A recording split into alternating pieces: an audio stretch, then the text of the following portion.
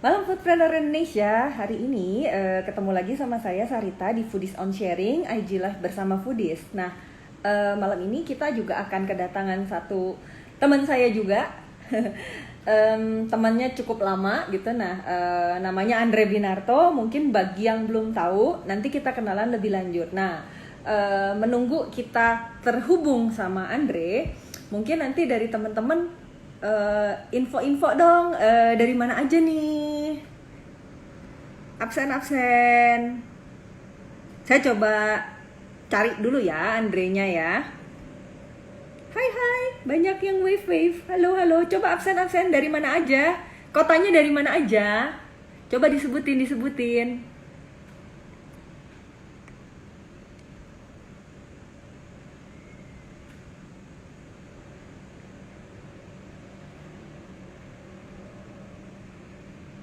Coba saya cari dulu ya. Narasumbernya kita tunggu untuk online dulu. Jakarta, Tangerang, mana aja tuh? Makassar hadir. Saya coba hubungin dulu ya. Purworejo, Bandung. Ada dari luar negeri nggak nih?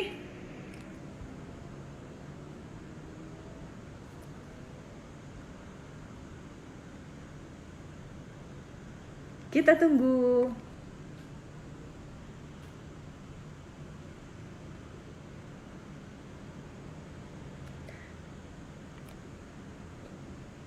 Halo, halo.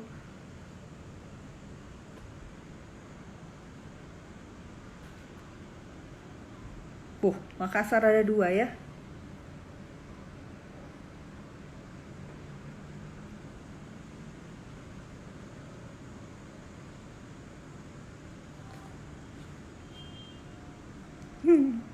Iya deh, Makassar itu luar negeri kok, termasuk.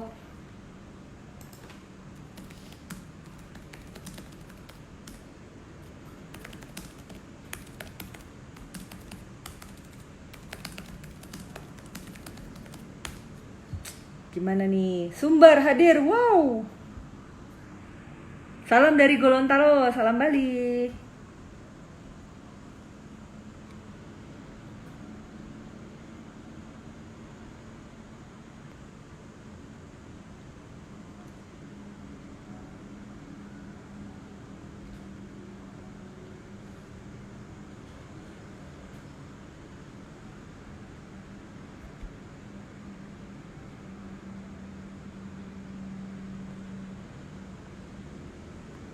Wih, banyak ya yang ikutan.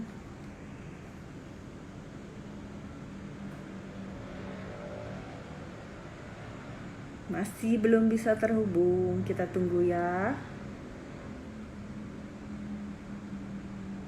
Masih belum muncul. Gak apa-apa, kita ngobrol dulu aja sama teman-teman foodpreneur dari semua Indonesia. Kita tunggu ya, Mas Andrenya ya. Seru loh ini, harusnya.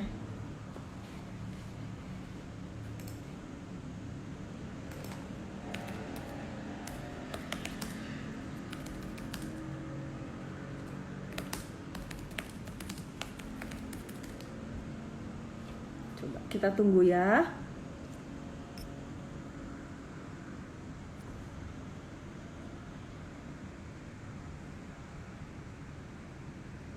Masih belum muncul. Nah, ini dia. Kita tunggu sebentar lagi muncul.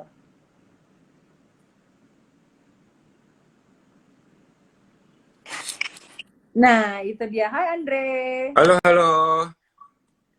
Sempet agak nge-lag dikit tadi ya. Iya, iya, Eh, ha. Oke, paling kita sapa dulu aja ya buat teman-teman foodpreneur di seluruh Indonesia gitu. Ya, Welcome to IG Live Foodies. Malam ini saya akan ditemenin sama Andre. Ya salah satu temen juga udah lama lah ya, temenan lah ya Andre ya. iya, iya, Cuma kita nggak pernah IG Live gitu ya. iya. Oke, tanpa menunggu berlama-lama, boleh lah ya, kenalan dulu lah ya. Andre ini siapa sih sebenarnya, Andre Binarto? Boleh, boleh. Semuanya, halo semua. semuanya, selamat malam. Thank you banget udah join ini. Pertamanya saya perkenalkan diri dulu ya. Saya Andre Ya. Binarto. Apa udah sekitar 10 tahun ini mengikuti dunia food and beverage sama food industry. Jadi udah ya di beberapa industri lainnya, tapi semuanya hubungan sama makanan sebetulnya. Jadi kayak dari mulai awal karirnya dulu di FMCG, tapi ada hubungannya sama makanan, terus pindahnya ke B2B, tapi yang ada hubungannya sama makanan juga, terus ke restoran, F&B, sama ke franchise brand, tapi juga di makanan. Jadi dari dulu memang berkecimpungnya di dunia makanan gitu. Terus hari ini kemarin kayak sempat kita discuss juga, pengen berbagi sharing ya ini ya. Jadi nanti mungkin modelnya lebih banyak kayak tanya jawabnya ya gitu ya. Jadi kan Ya. siapa tahu juga nanti dari teman-teman sekalian malah ada yang bisa nambahin ilmu juga ya gitu. Kalau misalkan kita sharing kan apa ya lebih terbuka gitu lebih enak ya gitu sih. Ya, ya, ya, ya. Jadi udah lama banget ya. Pokoknya semuanya dunia makanan. Cuma memang kayaknya beda-beda gitu ya. Apa profesinya? Betul. Jadi Cross harusnya industri lah gitu. Memang sebenarnya sih memang di planning ya secara sengaja gitu. Secara sengaja memang di planning karena pengennya dapat pemahaman yang secara global gitu dari hulu sampai hilirnya. Jadi kalau misalkan dari hulu pengennya taunya kan gini nih, kalau misalkan aku berkecimpung di dunia FMCG sama B2B, berarti aku tahu the best suppliernya gimana gitu. Sama misalkan FMCG itu terkenal bagus banget di bidang brandingnya gitu. Jadi mempelajari branding dari sana. Kalau B2B-nya belajar tentang sourcing the best ingredient sebenarnya. Jadi bisa memainkan best ingredient karena ujung-ujungnya memang paling pengen banget itu berkecimpung di dunia F&B yang restoran gitu. Jadi karena ujungnya ke sana, jadi ya memang dari awalnya ngeplan gitu sih. Jadi ada plannya nih ternyata gitu. Ceritanya episode satunya gitu sampai sekarang episode kesekiannya ada di sini gitu. kalau sekarang apa nih profesinya?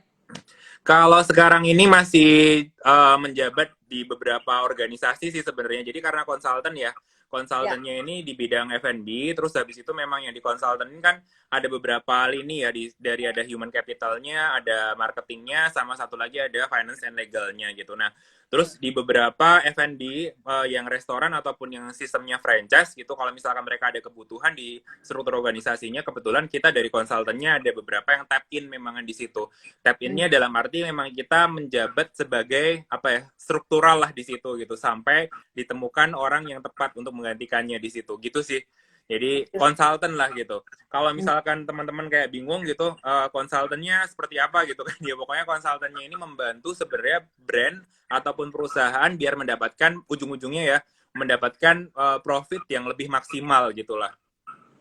Oke.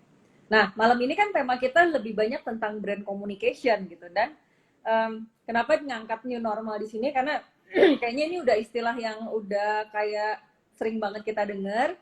Udah gitu kan sebetulnya di beberapa lokasi ya itu kan udah mulai pemerintahnya melonggarkan PSBB gitu. Betul. Jadi memang kalau gue pikir sih istilah new normal sama bahasan kita malam ini harusnya akan jadi bahasan sharing yang cukup menarik karena ini kan udah di depan mata banget gitu. Bahkan di beberapa lokasi Iya. kayaknya udah mulai bisa diperbolehkan untuk dine in. Nah, untuk Bandung sendiri sih kalau nggak salah ya kita akan mulainya kan mulai besok gitu. Itu pun jamnya memang masih terbatas. Nah, Dre, bisa nggak jelasin dong apa brand communication itu sebenarnya apa? Dan kalau bisa sih dalam bahasa yang sederhana banget untuk teman-teman UKM. Brand communication ya, brand communication itu jadi gini nih kalau aku biasanya ngasih suatu ilustrasi yang sederhana, biasanya kalau setiap brand itu kan punya harusnya ya yang baik punya satu message yang mau disampaikan gitu. Brand communication gampangnya adalah menyampaikan pesan dari sebuah brand itu sendiri gitu. Jadi kalau misalkan di dunia komunikasi gitu kan kalau kita belajar di komunikasinya pasti kan komunikasi itu paling sederhana ada 3 unsur gitu kan dari ada sumbernya, ada pesannya, sama ada penerima pesannya gitu.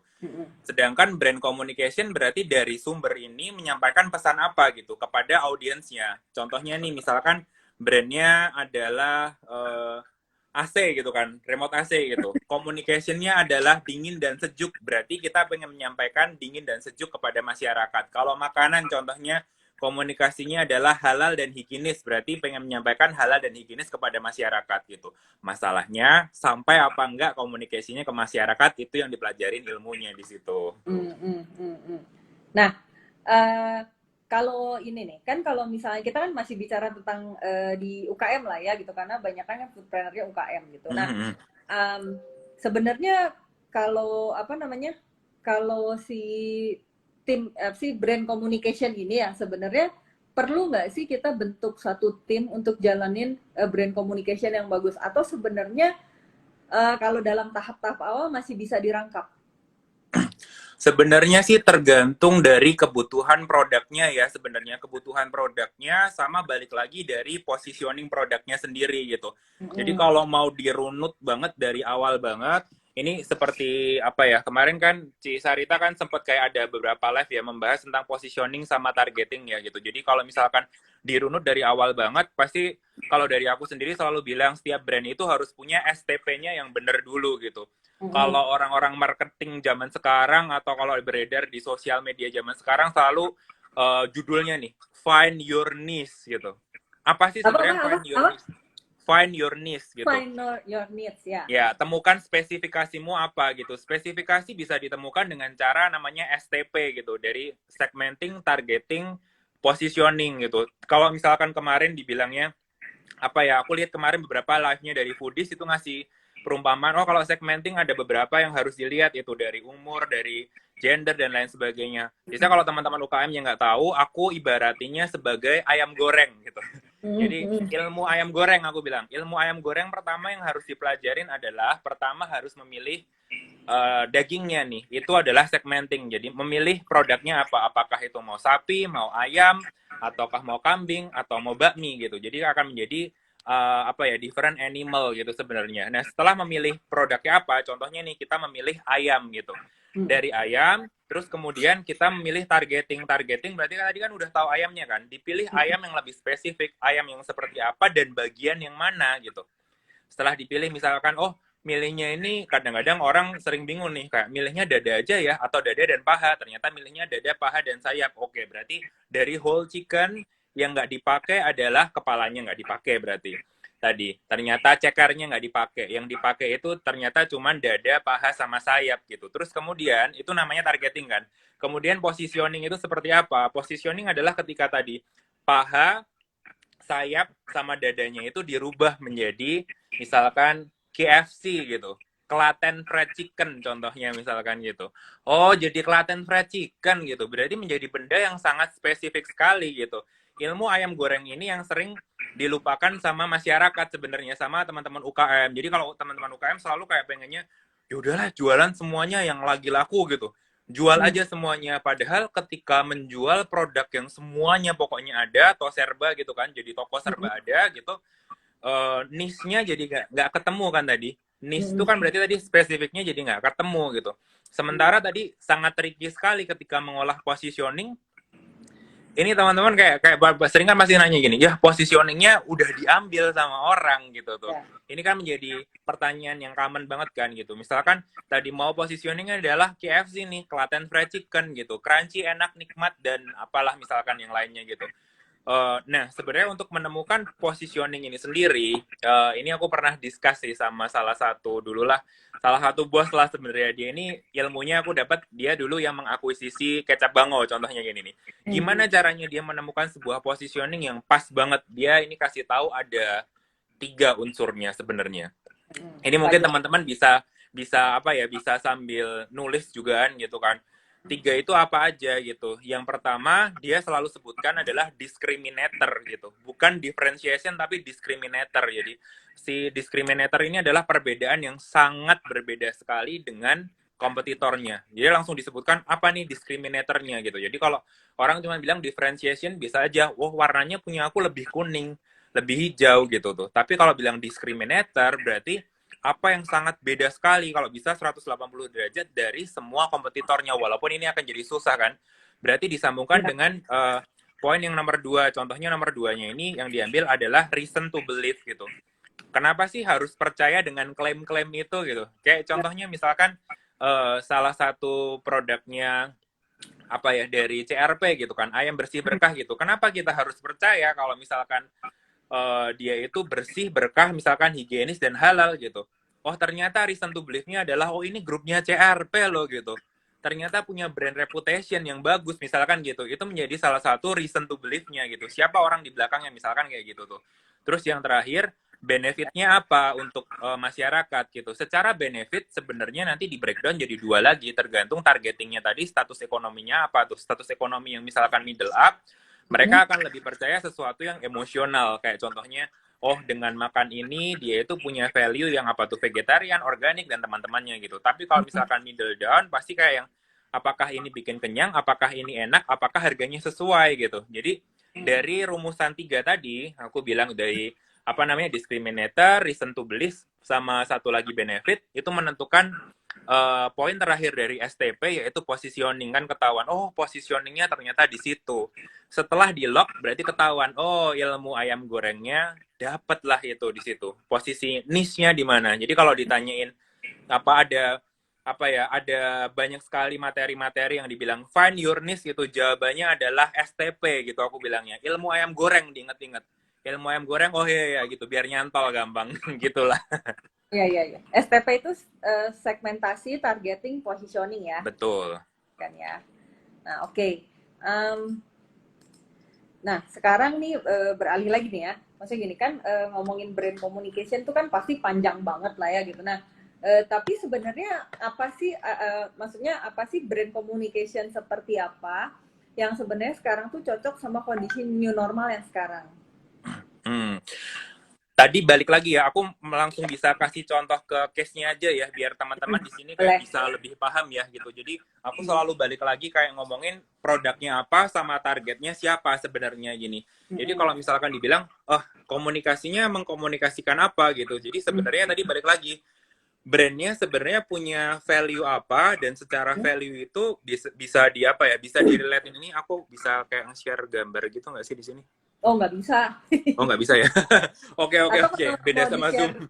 Jadi kalau misalkan dari, aku selalu tanya sih sebenarnya, produknya apa? Aku kasih contohnya ya sekarang ya. Kalau misalkan salah satu klien yang aku handle, misalkan Indonesian fast food gitu. Indonesian fast food ini bentuknya mirip kayak warteg gitu. Jadi brand communication-nya kayak apa? Kalau tadinya dia jualannya gampang nih. Orang-orang dine in semuanya, makan gitu. Jadi komunikasinya adalah higienis, cepat, lezat gitu tuh. Pokoknya kayak gitulah yang model-model kayak gitu.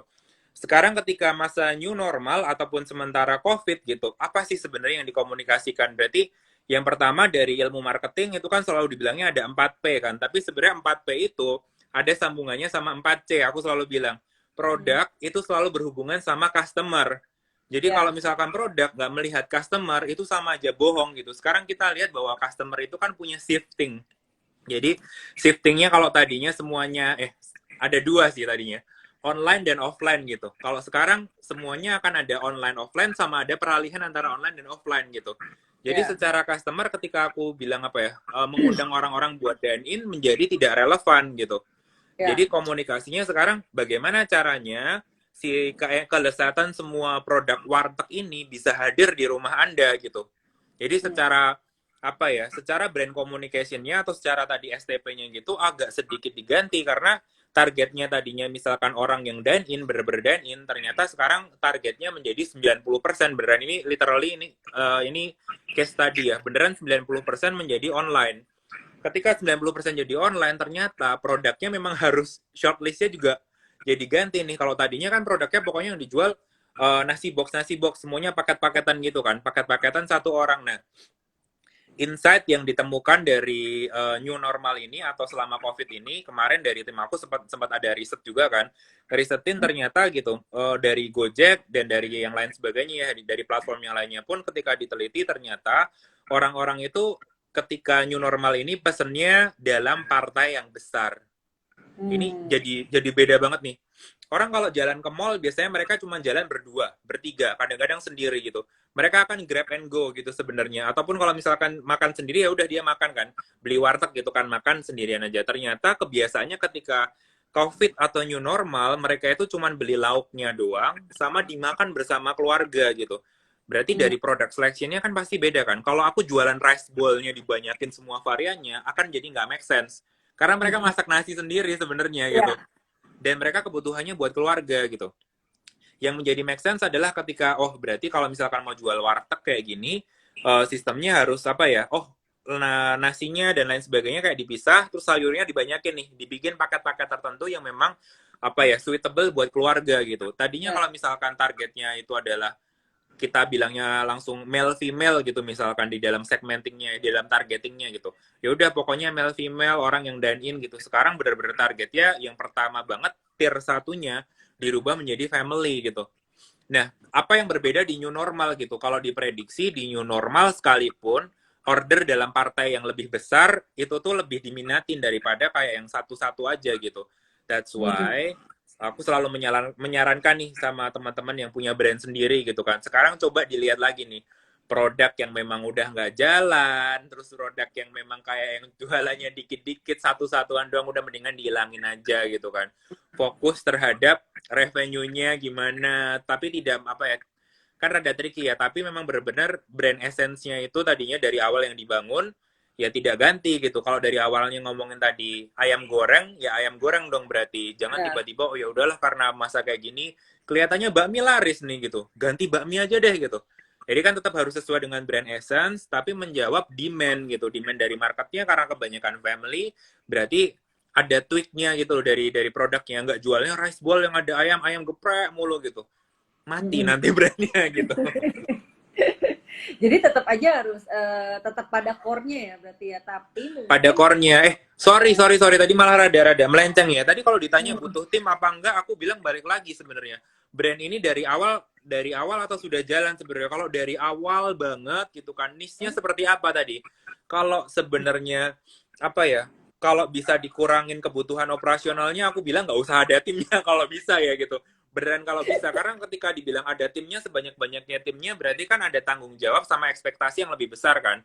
Harus ada projection yang lebih besar. Tapi kalau misalkan dari awal, tergantung sih ya, dari awal brand ini memang diproyeksikan seperti apa gitu kan. Modalnya seberapa besar, mau ekspansi seberapa besar gitu. Jadi tergantung tadi targetnya beda. Ini case-nya berbeda ya. Kalau misalkan tadi yang kayak warteg yang aku bilang gitu, tuh dari awal memang udah diproyeksikan akan ada timnya. Kenapa? Karena dia mau duplikasi. Sistemnya akan kemitraan contohnya gitu. Berarti harus ada timnya dong gitu. Kalau nggak ada timnya nggak mungkin gitu. Tapi beda cerita ketika memang brandnya itu sangat niche sekali gitu. Kayak contohnya misalkan warung Ibu Siti gitu tuh. Warung Ibu Siti di sebelah rumahku misalkan kayak gitu lah. Apakah ini butuh komunikasi yang sangat sophisticated? Sebenarnya enggak sih, karena pelanggannya Bu Siti adalah neighborhood-nya di sekitar situ aja gitu. Nggak harus pakai sosial media kalau misalkan sosial media ternyata tidak efektif gitu. Tapi kan yang menjawab kebutuhannya apa gitu. Brand communication-nya kalau misalkan dari word of mouth cukup, atau dari flyer masih tradisional gitu kan, ya udah dijalanin aja gitu. Apakah warung Bu Siti butuh apa namanya sosial media expert yang sampai mahal banget gitu? Ya sebenarnya enggak sih. Kan tergantung balik lagi tadi targetnya gimana, brand essence-nya seperti apa gitu. Oke, berarti balik-baliknya itu tergantung ke ininya kali apa, model bisnisnya mungkin ya. Kalau memang Betul. Yeah. model bisnisnya itu memungkinkan untuk scale dalam kondisi misalnya banyak cabang atau misalnya jangkauannya sampai dengan luar kota sampai dengan nasional, mungkin tuh dibutuhkan ya satu tim gitu. Tapi kalau misalkan saya mah hanya ingin jadi raja di kompleks saya aja gitu kan, itu nggak terlalu harus punya tim, bener-bener tim yang sophisticated juga ya. Iya betul. Nah terus gini, ada lagi nih, apakah perlu ada budget untuk membuat brand communication mendorong penjualan? Jadi maksudnya perlu nggak sih misalkan apakah kita pasang iklan atau iklan online sih of course ya sekarang gitu, atau gimana Dre? Kalau secara teorinya gitu, aku suka ngomongin secara teorinya kenapa nih? Karena kalau aku cuman bilang ini, katanya Andre Binarto gitu, atau katanya siapa gitu kan ini terlalu general ya. Tapi kalau aku bilang secara teorinya berarti ini udah terbukti secara saintik ya. Jadi secara teorinya semakin banyak advertising itu semakin baik. Tapi sebenarnya gini, kita lihat lagi lebih dalam. Semakin banyak advertising yang sesuai dengan targetnya semakin baik gitu. Jadi kalau secara teorinya, jadi misalkan kita ya spend misalkan dari budget misalkan di spend 10 juta gitu secara teorinya. 0,01%-nya berubah menjadi sales. Ini ada teorinya gitu. Tapi perjalanan berubah jadi sales itu kan panjang gitu. Mulai dari awareness, terus habis itu prefer, dari prefer habis itu buy, dari buy baru retry, dari retry baru loyal gitu sebenarnya.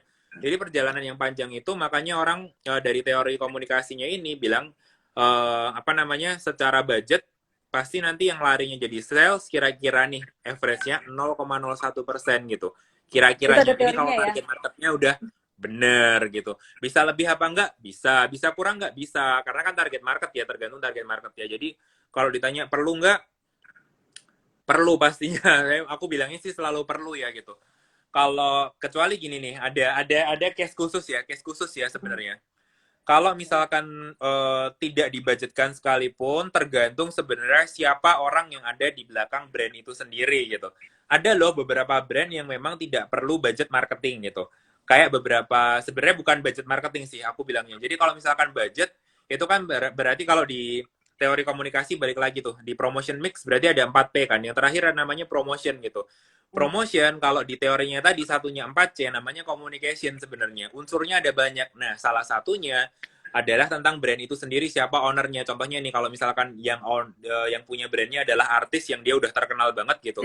Ya. Sebenarnya sih dibilang dia menyiapkan budget apa enggak gitu sebenarnya. Tapi ketika dia posting-posting sendiri gitu, brandnya udah jadi ke enhance sendiri gitu. Apakah itu termasuk nyiapin budget?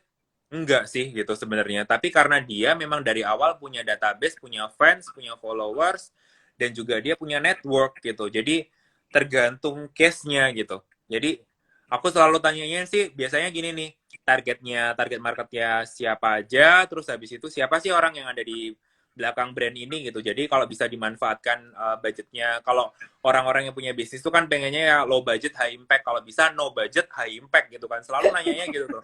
Misteri loh selalu. Bisa nggak sih bikin campaign pokoknya no budget high impact gitu?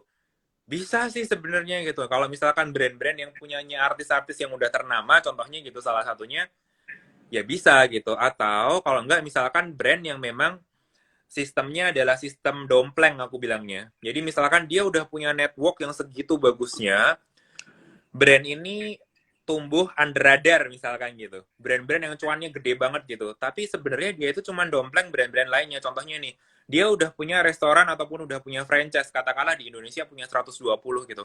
Terus habis itu ini misalkan brand minuman nih. Tiba-tiba dia ngeluarin satu serbuk minuman powdernya gitu. Dikeluarin lah under brand itu gitu. Sebenarnya tadinya misalkan nih dia ngambil dari orang lain nih, tiba-tiba dia punya brand sendiri, go on gitu. Apakah brand ini punya apa ya harus butuh marketing campaign yang segitu hebatnya atau brand communication budgetnya itu gede banget? Enggak sih sebenarnya.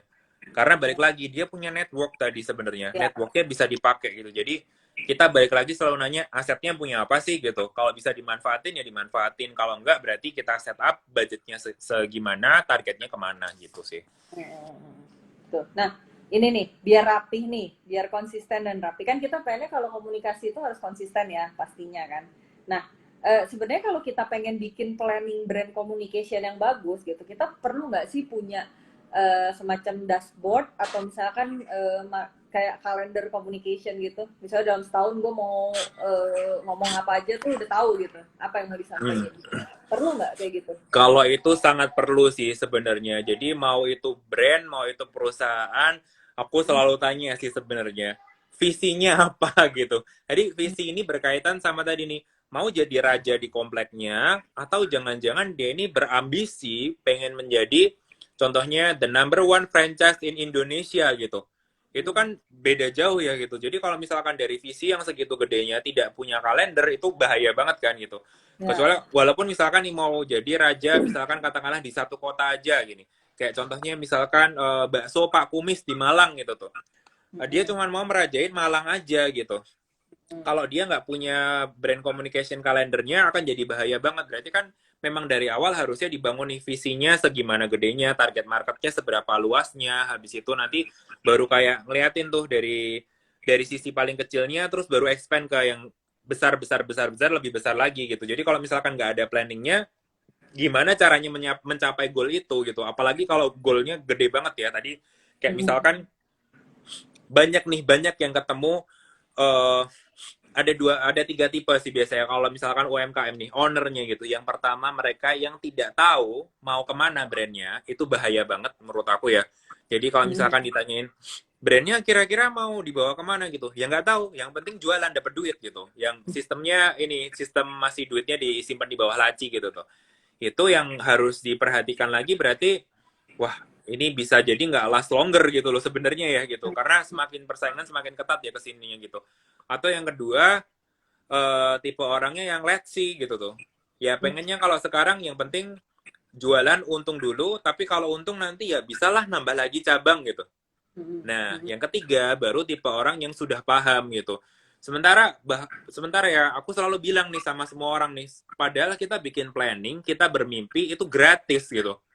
Kenapa sih nggak misalkan ngeset goalnya yang besar gitu kan. Sementara kita punya apa ya?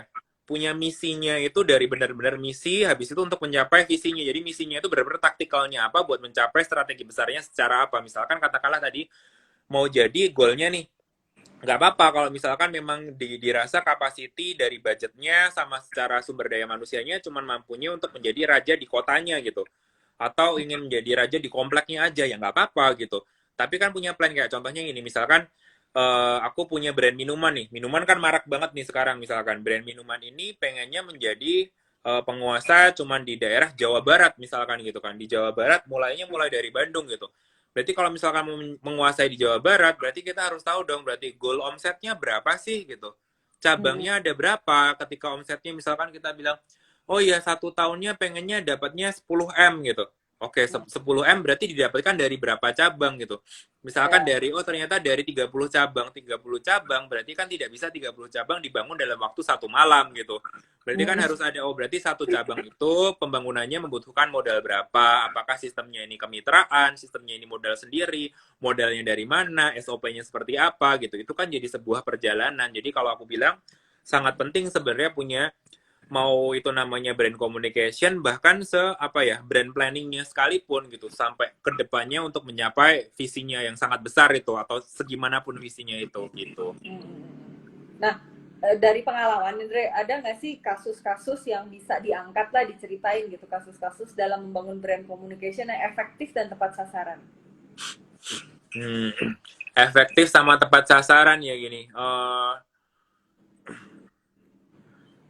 Kalau dari pengalaman ada sih, ini aku mau bahas lagi ada hubungannya sama tadi nih tentang brand communication salah satu minuman gitu ya. Aku nggak sebut brandnya ya gitu karena ini nggak disponsorin sama brand itu juga gitu. Jadi ada salah satu brand minuman kalau misalkan ini diketahuin dulu di tahun sekitar 2017 itu booming banget brand minumannya. Dulu itu tanpa brand plan yang jelas itu kan menjamur di mana-mana. Itu gila banget gitu. Kenapa? Karena memang secara demand-nya itu tinggi gitu. Jadi kalau demand-nya tinggi itu dari tadi balik lagi ya, sama promotion mix itu ada 4P gitu kan. Ada produk, ada price, habis itu ada place, sama satu lagi ada promotion. Ini ibaratnya kalau aku bilang jualan es tapi di padang gurun. Larisnya kayak apa gitu kan. Laris banget. Tapi ternyata seiring berjalannya waktu, dia baru sadar kompetitor itu banyak banget gitu. Jadi kalau tadinya itu komunikasinya cuman ya udahlah pasang iklan di Facebook terus habis itu tinggal foto-foto ngasal gitu, itu dulu efektif ternyata. Seiring berjalannya waktu menjadi tidak efektif. Kenapa? Karena kompetitor ternyata punya gamenya udah di level up. Mereka kayak fotonya udah bagus, pakai video, terus habis itu pakai macam-macam lah gitu, pakai influencer dan lain-lain. Ya ternyata brand ini sempat terlambat gitu, sempat terlambat untuk catch up marketnya. Nah kebetulan waktu itu aku tap in baru ngeliatin, oh ternyata gitu apa ya, ketika dilihat secara marketnya gitu, market di kota-kota yang besar gitu, yang diversity-nya itu udah crowded sekali gitu. Jadi gimana caranya biar bisa menjadi efektif gitu. Jadi secara efektifnya ternyata malah jawabannya bukan dengan main sosial media. Ini aneh sih sebenarnya. Jadi ketika dibilang, oh ya main sosial media itu murah. Betul, main sosial media itu murah sebenarnya. Tapi sebenarnya di beberapa daerah menjadi tidak murah gitu. Karena nggak meraih target marketnya gitu. Kalau contohnya nih, brand ini waktu itu udah ada 50 cabang misalkan di kota-kota besar di seluruh Indonesia gitu. Tapi di 50 kota besar itu ternyata kompetitornya udah penuh juga gitu. Mau main ke second city atau ke third city ternyata udah ada kompetitor juga gitu. Ketika kita bilangnya mainnya ke third city atau fourth city lah sebenarnya di satu provinsi itu. Meanwhile sebenarnya sosial media tidak bisa sangat menjangkau di sana gitu loh. Karena kebanyakan memang nggak bisa dipungkiri di beberapa daerah ada media-media tertentu yang masih konvensional yang bisa laku gitu. Jadi Ya. aku bilang selalu efektivitas nggak usah kayak dibilang oh harus main sosial media. Bisa jadi iya, bisa jadi tidak gitu. Kalau waktu itu misalkan main radio ternyata efektif gitu. Kenapa? Karena orang-orang masih dengerin radio gitu. Pakai di koran masih efektif nggak? Di beberapa niche daerah ternyata masih efektif gitu. Ternyata dengan beriklan koran, oh banyak orang yang berminat untuk menjadi mitra gitu. Atau dari Ah, radio ternyata orang menjadi mitra gitu. Ini aneh sih sebenarnya gitu. Tapi karena memang setelah disurvei orang yang pakai sosial media nggak terlalu banyak gitu sebenarnya di daerah-daerah tertentu ya. Jadi strategi komunikasinya setelah menguasai tier yang first city semuanya, brand buildingnya udah bagus, terus habis itu masuk ke third city, ke fourth city ternyata media-media konvensional lebih digunakan gitu. Makanya yang menjadi lebih efektif sebenarnya yang menjawab kebutuhan dari komunikasinya apa. Komunikasinya kan yang dibutuhkan misalkan nih dari brand ini nih pengennya menambah franchise karena ketika menambah jumlah franchise duit franchise-nya masuk, terus habis itu kayak yang secara cabangnya lebih banyak, brandnya dikenal, dan juga ini kan jadi jualan bahan baku kan, jualan bahan baku punya margin sendiri lagi, ya. jadi kayak jadi profit, jadi bisnis lex lagi gitu sih. Itu misalkan salah satu case yang menjadi komunikasi yang efektif, contohnya gitu. Itu kalau misalkan udah bisnisnya secaranya scale-nya yang besar gitu. Atau kalau misalkan kayak secara scale yang kecil, komunikasi, ini aku sempat bahas juga nih kemarin sama mahasiswa nih. Aku bahas tentang komunikasi yang sangat kecil sekali sebenarnya, tapi sebenarnya sangat efektif. Contohnya apa nih? Komunikasi kan banyak banget ya. Contohnya adalah tentang packaging sebenarnya. Nah, ya, Kan benar. orang-orang kayak gini nih, packaging segimana sih memangnya ngefeknya gitu tuh. Packaging contohnya misalkan satu brand gitu, brand A gitu. Misalkan tadinya packagingnya gini nih, ngeblok semuanya gitu kan, hitam semuanya gitu. Dulunya, kenapa sejarahnya misalkan dibikin ngeblok semua banyak banget? Kenapa tahun-tahun 2015, 2014 gitu, ini masih brand minuman nih misalkan. Brand minuman dulu dibuat kayak yang dark-dark itu dulu ngetren gitu. Kenapa? Ya. Karena diasumsikan sama ditembak tuh orang-orang yang punya duit adalah yang umurnya sekitar 25 ke atas gitu. Jadi secara tesnya memang waktu itu juga tes desain itu lagi bagus, blocking itu bagus gitu. Tapi ternyata kesininya gitu, desain itu menjadi tidak relevan ketika Gen Z masuk, millennials masuk gitu. Desain itu nggak Instagramable gitu. Desain itu nggak bisa dimasukin Instagram Iya, gitu. Kalau iya. dimasukin Instagram, color blocknya jelek gitu. Sementara di Instagram itu lagi tren banget shabby chic, terus apalagi lagi tren pastel, warna-warna colorful, youthful gitu. Jadi brand ini harus melihat lagi gitu. Ternyata varian-varian klasik itu jadi turun peminatnya. Varian klasik itu tadi maksudnya misalkan kayak yang kopi ya kopi doang gitu tuh. Terus habis itu misalkan Thai tea doang misalkan gitu. Ternyata sekarang ini varian-varian fusion yang colorful yang sebenarnya Ya. secara materi itu menarik menjadi lebih populer gitu. Nah, kalau mau survive, sebenarnya brand itu bisa mengkomunikasikan dengan cara yang berbeda. Isinya sebenarnya sama, tapi cuma tweak aja di packagingnya gitu. Ketika tweak di packagingnya, itu sebenarnya memperluas target marketnya. Contohnya yang aku lakukan, misalkan dari gelasnya gitu kan. Tadinya yang color block semua, ternyata sekarang kan ngetrennya lebih kelihatan nih. Lebih kelihatan isinya apa, lebih kelihatan warna-warninya. Misalkan ada illustrationnya, itu kan ngetren banget ya gitu. Ya. Ya udah diciptakan yang memang masih mirip-mirip senada. Misalkan brandnya asli dari Amerika gitu tuh. Oh ya udah ambil warna-warna Amerika apa tuh? Merah, ada putih, ada biru gitu kan, ada bintang-bintang. Ya udah itu diambil aja di situ. Masih ada tapi dibuat lebih playful. Kenapa? Kalau dulunya target marketnya 25 ke atas, sekarang itu orang-orang yang berduit ternyata nggak cuma 25 ke atas gitu loh. Ya. Ya. Orang-orang yang misalkan sekarang dibilang millennials itu yang berduit banyak banget gitu, yang namanya YouTubers, yang namanya influencer, Ya. dan mereka semua yang jadi reseller, yang buka PO itu duitnya banyak gitu. Jadi kalau Ya. cuma beli minuman yang harganya katakanlah 15.000, 17.000, 25.000 itu masih make sense gitu. Ya. Sehingga target marketnya diluasin. Ketika target marketnya diluasin dengan komunikasi yang gampang banget, cuman ganti packaging, itu bisa naikin revenue-nya juga gitu. Gitu sih singkat ceritanya. Ya, ya, ya, ya. Nah, tapi Dre, ada nggak gini, ilmu apa aja sih yang harus dipelajarin sama teman-teman kuliner kalau mau kuat di brand communication? Kalau menurut aku selain tadi ilmu dasarnya dari gampang sih tadi kayak ilmunya tentang marketing mix-nya tadi tuh, yang 4P sama 4C itu gampang banget. Terus habis itu ada satu lagi sih ilmunya, yaitu memahami tentang bisnis yang namanya misalkan memahami bisnis banyak ya ilmunya ya. Jadi tergantung, aku sih bilangnya kalau misalkan ilmu bisnis itu kayak agama ya sebenarnya. Kiblatnya kemana sebenarnya. Jadi nggak ada yang salah. Bener dong gitu. Kalau aku bilangnya gini nih, kan pas model itu yang paling bener. Wah, aku bisa didebat sama banyak orang nih sebenarnya gitu. Karena nggak semuanya efektif gitu. Harus dilihat dulu sebenarnya produknya seperti apa, target marketnya seperti apa, dan memang harus trial and error gitu. Yang namanya bisnis nggak mungkin lah gitu 100% walaupun udah punya riset ya, udah punya riset terus habis itu diterapin satu bisnis model selama 10 tahun itu bertahan terus, nggak mungkin itu menurut aku, nggak mungkin. Jadi yang memang harus dipahamin adalah sebenarnya kita punya misi seperti apa, terus habis itu produknya atau servisnya apa, sampai akhirnya itu memahami marketnya gitu. Jadi ilmu yang nggak pernah salah adalah ilmu memahami kedinamisan itu gitu loh. Ya bener dong, karena kalau tadi nih, aku misalkan kepala batu nih tadi misalkan, produknya pokoknya pakai color block gitu.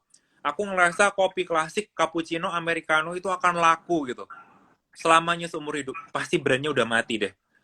Gitu. Tapi ketika mempelajari perubahan itu sendiri gitu. Jadi salah satu ilmu bisnis kan berarti ngelihat demand-nya kan sebenarnya secara namanya marketing dari kata market kan, berarti ngelihat marketnya sendiri seperti apa dan kita selalu belajar lah, update terus gitu tuh sampai pada akhirnya bisa tahu nih, oh kita harus adjust nih. Emang bener sih harus adjust terus gitu. Jadi kalau dibilang ada satu ilmu nggak sih sebenarnya yang bisa stick banget di situ, aku selalu bilang sih sebenarnya ilmu dasarnya ada tadi, ilmu dasarnya yang mempelajari tadi teori ayam goreng tadi aku bilang STP, ada yang marketing mix, tapi pada akhirnya semua bisnis model itu tidak akan ada yang kayak yang stick seperti itu terus gitu, karena yang namanya zaman itu berubah gitu ya, kayak kita tahu lah, nggak usah misalkan yang sangat di depan mata gitu, Bluebird gitu misalkan, aku sebut merek gitu, kita tahu lah gimana ceritanya dulu kita nggak akan pernah percaya yang namanya Gojek gitu, ternyata berubah gitu. Terus apalagi nih, dulu kita nggak ada yang percaya tentang delivery itu kecil banget gitu, sampai sekarang oh ternyata ada GoFood, ada GrabFood gitu. Ini kalau misalkan orang-orang teman-teman yang nggak survive sama nggak mempelajari dinamisnya bisnis, itu pasti apa ya, tergilas sama zaman lah gitu. Ya. Oke, nah ini aku ada yang nanya sebenarnya. Ini aku bacain dulu ya. Boleh. Nah, kapan harus melakukan inovasi aja, kapan harus shifting atau pivot ganti bisnis, rebrandingnya gimana? Inovasi itu dilakukan ketika produk itu udah mature. Jadi semua produk itu punya namanya life cycle. Life cycle-nya tadi kalau aku bilang sebenarnya tadi selain apa ya, dari awareness, terus habis itu naik terus sampai produk itu misalkan udah dikenal orang gitu kan. Sebenarnya kalau misalkan di perusahaan yang udah cukup bagus, stabil, atau kalau misalkan kalian punya budget, kalian lebih baik melakukan brand check setiap tahunnya. Jadi tahu posisi brand kalian dibanding kompetitor itu seperti apa gitu. Brand check-nya bisa dilihat lah ilmunya di internet, banyak banget gimana caranya biar bikin itu valid gitu. Jadi ketika produk itu udah mature, pasti dibutuhkan namanya inovasi. Kenapa kalau nggak ada inovasi gimana? Pasti gini nih, cycle-nya naik, habis itu turun. Inovasi itu untuk mencegah declining namanya. Pengennya kalau kita punya produk kan naik terus tuh gitu. Untuk mencegah declining, untuk mencegah biar jadinya inclining terus, itu dibutuhkan inovasi. Jadi inovasi dibutuhkan ketika produk itu udah mature. Itu yang pertama. Terus yang kedua, kapan nih misalkan harus shifting memang bener-bener pure ganti produk semuanya atau ganti brand semuanya. Itu ketika kalian itu ngerasa sudah sangat terlambat dan memang udah gini nih. Tadi kan produk itu selalu gini nih, tipenya gini. Udah sinking, udah sampai di bawah, udah nol atau negatif, harus dilihat lagi nih ternyata, oh buat naikin lagi itu kan butuh duit tuh. Udah turun terprosok, keinjek-injek misalkan nih, ketimpa tangga gitu. Mau naik lagi, butuh duit gitu. Ketika butuh duit, kalian pertimbangkan tutup brand itu sama bikin apa ya, sama bikin brand baru, costnya lebih gede mana gitu. Ini kasus yang real ya, yang nyata gitu. Ada sebuah restoran Korea gitu. Restoran Korea ini tadinya dibuka berdasarkan inspirasi Korean restoran yang ada di Seoul, di Korea beneran gitu. Dia nggak tahu kalau brandnya itu harus beli gitu. Jadi cuma ya udah beli, bikin aja brand yang sama. Mungkin teman-teman juga ada yang tahu gitu. Tapi ternyata setelah berjalannya waktu, dari Korea itu masuk juga ke Indonesia. Akhirnya jadi fight kan. Ketika jadi fight gitu kan, jadi ngeluarin duit. Ketika ngeluarin duit tadinya produk yang begini jadi turun kan. Turun terus. Akhirnya udah sampai turun ke bawah. gitu kan. Nah, ini sekarang desisinya ada di sini, mau shifting ganti brand atau dia rasa brand ini udah cukup memiliki banyak customer gitu. Kalau kebetulan di brand ini memutuskan untuk ganti nama dikit. Jadi Ya. customernya tetap terjaga sebenarnya, tapi ganti nama yang sesuai dengan jalur hukum gitu. Tapi ada Hmm. juga yang memang apa ya udah terpuruk banget, terus habis itu brandnya ini tidak mau sama sekali apa ya berasosiasi dengan brand yang sudah pernah gagal, makanya dia bikin baru gitu. Karena bikin baru costnya lebih murah gitu. Jadi aku bilang tadi tergantung sampai di mana fasenya gitu. Biasanya orang itu melakukan inovasi atau shifting ketika mereka sudah terlambat. Jadi kalau nggak ada Oh. planningnya kan jadi udah terlambat kan gitu. Kalau Hmm. orang udah ngeplan biasanya tuh udah tahu nih kalau orang yang biasa apa ya bikin brand plan gitu kan biasanya udah tahu nih oh setiap tahun misalkan harus ada launching produk baru sebenarnya Ya, gitu ataupun ya, misalkan harus ada inovasi gitu kenapa inovasi itu buat menjaga biar orang-orang tuh nggak bosan gitu gitulah gitu jadi kalau misalkan orang yang baru inovasinya setelah jatuh banget udah terlambat ya udah ini sih dari plannya udah gagal sih sebenarnya gitu jadi mendingan sekalian ganti gitu ya. betul ya dihitung lagi tadi costnya sebenarnya lebih gede di mana nih gitu kayak maksudnya cuman ganti nama dikit atau mau fight di court misalkan atau kalau ada permasalahan atau memang bener-bener purely ganti semua bikin brand dari baru gitu baru banget gitu jadi hitung-hitungan sih kan semuanya ujung-ujungnya duit ya gitu Iya sih. kalau aku tuh selalu bilang sih emang ujungnya duitnya berapa gitu karena kalau di bisnis terus habis itu dicampurkan dengan emosi ya kadang-kadang sama dicampurkan dengan proud gitu rada rada susah ya gitu beberapa Ya. business owner bilang gitu wah nggak bisa nih bisnis ini representatif dari saya gitu nanti kalau ditutup saya malu sama teman-teman saya banyak banget tuh terus aku selalu bilang gini nggak apa-apa lah pak apa bu gitu kalau misalkan itu menjadi salah satu value yang di value bapak atau ibu ya udah nggak apa-apa tapi konsekuensinya ini rugi gitu Iya. sementara kalau Iya. misalkan owner-owner yang millennials ataupun yang memang pikirannya timnya tim cuan hashtag tim cuan gitu pokoknya duitnya masuk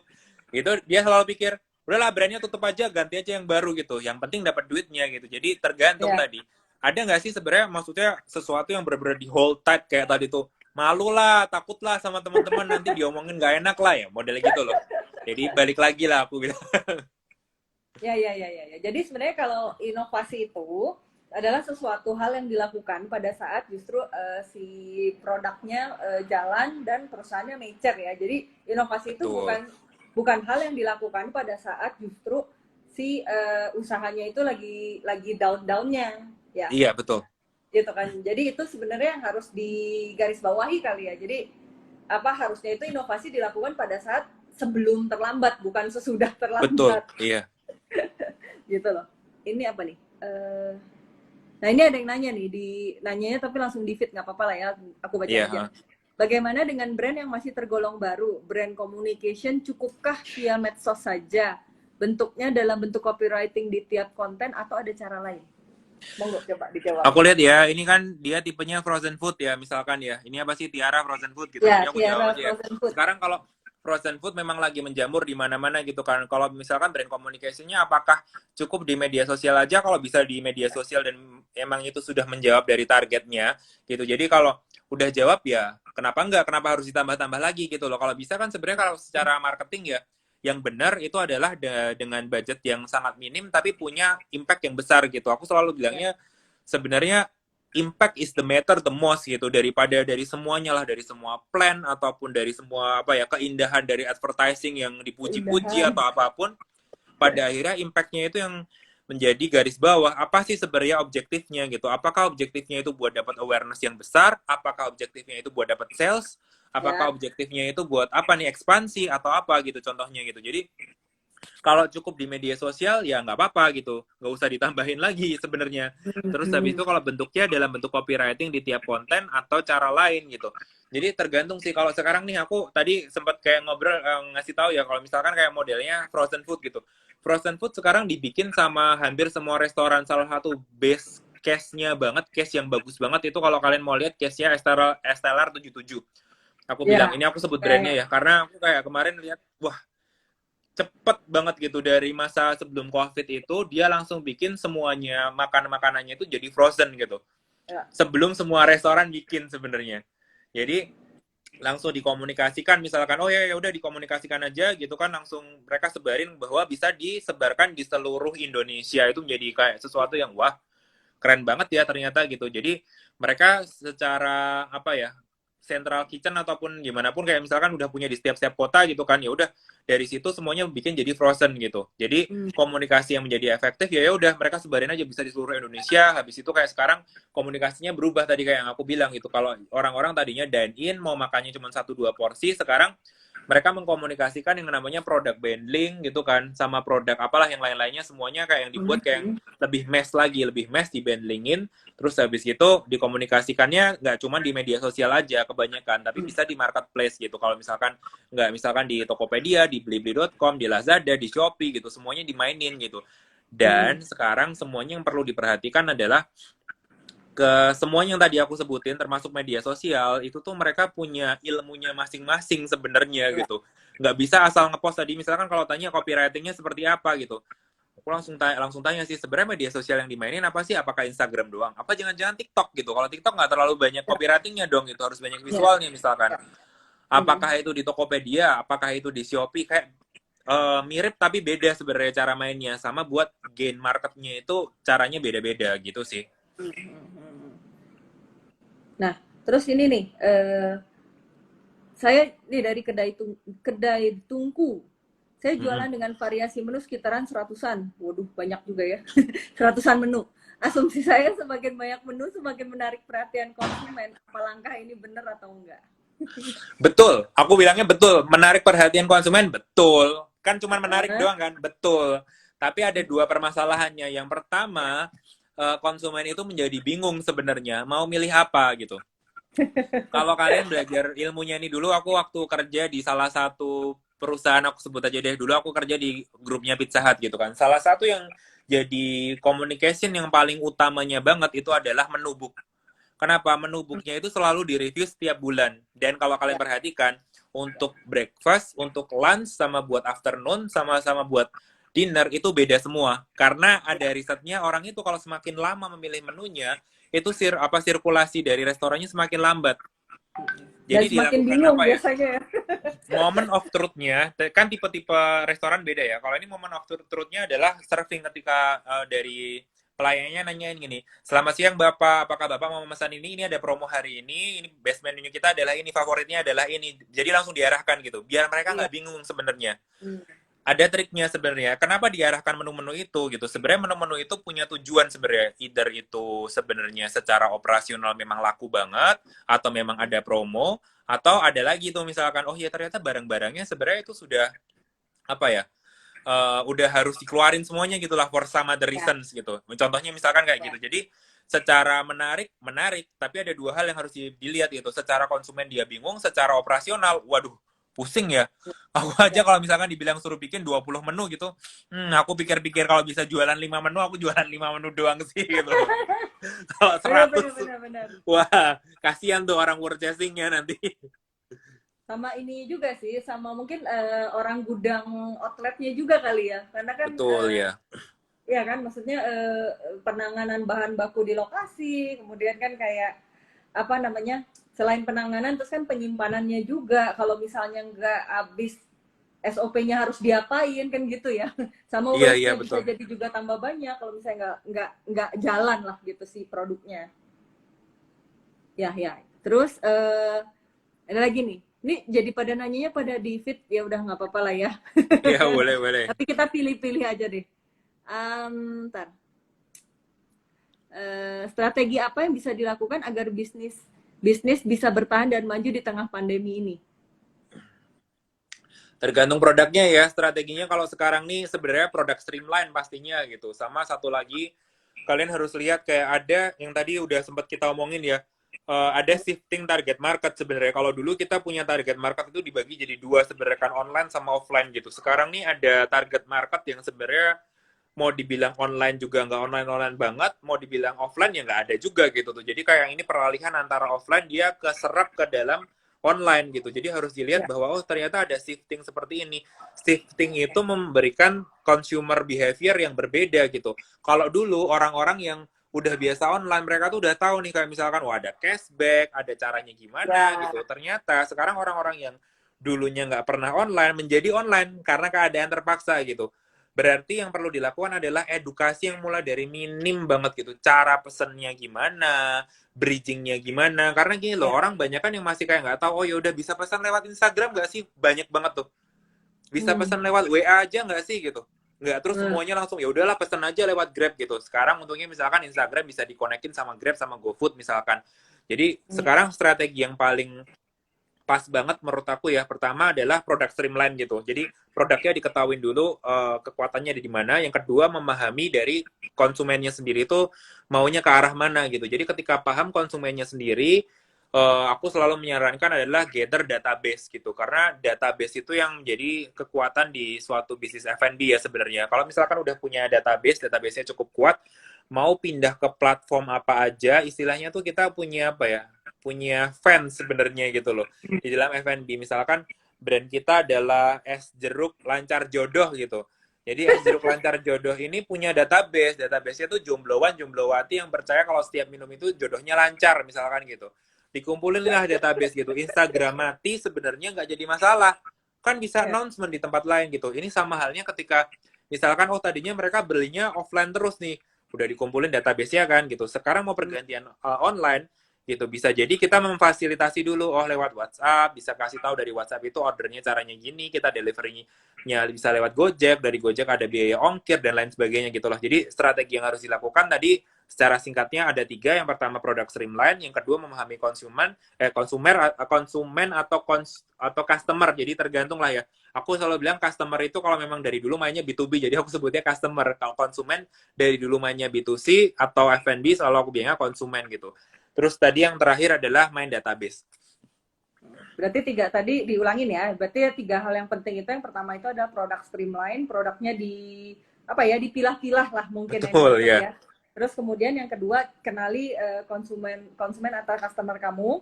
Kemudian yang ketiga tadi jangan lupa kita harus Build mainin juga database-nya. build database-nya gitu. Jadi lebih baik terlambat daripada enggak, bener ya. Betul ya. Nah, ini Dre, ada yang nanya buku marketing dan branding apa sih yang recommended?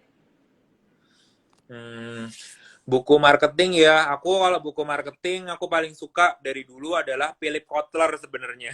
Jadi Philip semua Kotler keluarannya apa? Philip Kotler itu aku beli semua sebenarnya. Gitu. Jadi kalau ditanya kiblatnya kemana, aku kiblatnya Philip Kotler itu. Itu namanya kiblat dia gitu. Kenapa? Karena dia itu sangat praktikal banget gitu. Terus kalau Ya, misalkan mau ditanya lagi, buku marketing yang aku sekarang ini suka itu misalkan semua keluarannya dari Foodies aku juga suka sih bukunya, aku bacain thank you. juga gitu. Kemarin aku Ya, sempat ya. ikut juga kan dari seminarnya Foodies, aku bacain juga karena gini loh, Philip Kotler itu memberikan gambaran yang sangat besar, sangat broad Ya, sekali kalau kita mau ngegedein bisnis ataupun misalkan buku-buku kayak misalkan Canvas Business Model atau misalkan bisnis ya. model yang lainnya gitu kan, atau marketing mix by agency-agency tertentu gitu tuh banyak banget gitu. Itu gambarannya broad. Tapi kalau kita mau belajar dari case study, bagus banget kalau buku-buku seperti yang dikeluarkan sama Foodies gitu. Ini aku nggak endorse ya teman-teman ya. Ini aku benar-benar ngomong itu bagus gitu. Kenapa Thank bagus? you. Karena kita benar-benar bisa belajar dari apa ya? Dari orang-orang nih sebenarnya gitu. Oh, sebenarnya kunci kesuksesannya apa gitu. Bahkan kita bisa tahu bahwa kunci kesuksesan dari setiap bisnis itu berbeda-beda gitu. Dari Ya, situ ya. kita bisa, karena gini loh, yang namanya bisnis itu kan nggak ada yang sama plek banget gitu loh. Yang kalau Hmm. udah dibilang sama persis banget, produknya sama, marketnya sama, tempatnya sama, ya pasti kalian nggak laku lah kalau udah ada bukunya keluar gitu. Karena orang yang ngeluarin buku itu dari kalau nggak dia udah berhasil banget, atau ini sekarang nih Foodies ngeluarin buku yang 50 kesalahan fatal gitu Ya. misalkan, kayak gitu berarti bisnisnya udah terbukti gagal gitu. Jadi nggak mungkin plek banget kan. Jadi ketika nggak mungkin plek, kita selalu ngeliat nih bahkan, oh berarti ilmu yang bisa kita ambil adalah ini gitu. Ya, coba Ya. diaplikasikan. Dan balik lagi, semua ilmu yang diaplikasikan akan berubah seiring berjalannya waktu gitu. Kalau misalkan aku bilang bukunya Philip Kotler bagus, bukunya Foodies bagus, mungkin 5 tahun lagi kalau kalian nggak update tentang marketnya seperti apa ya jadi tidak relevan gitu loh. Jadi buku Relevan. apapun sebenarnya diambil ilmunya aja gitu. Prakteknya kita bikin formula sendiri harusan gitu. Dre, ini waktunya udah mau habis betulnya. Jadi mungkin ini sebenarnya adalah sekaligus penutup ini menghitung detik sebenarnya. Oke, paling kalau Oke, gitu oke. thank you banget buat kehadiran Andre malam ini, gitu berbaginya banyak banget. Buat teman-teman jangan khawatir, ini rekamannya itu ada di IGTV-nya Foodies ya, jadi anytime bisa diakses gitu. Dan thank you banget buat Andre yang udah banyak banget ngasih info-info sama sharingnya malam ini. Kalau begitu saya tutup hari ini. Terima kasih Andre, dan Iya, selamat malam semua sama-sama. teman-teman Foodpreneur. Bye bye bye bye. Bye. Bentar lagi.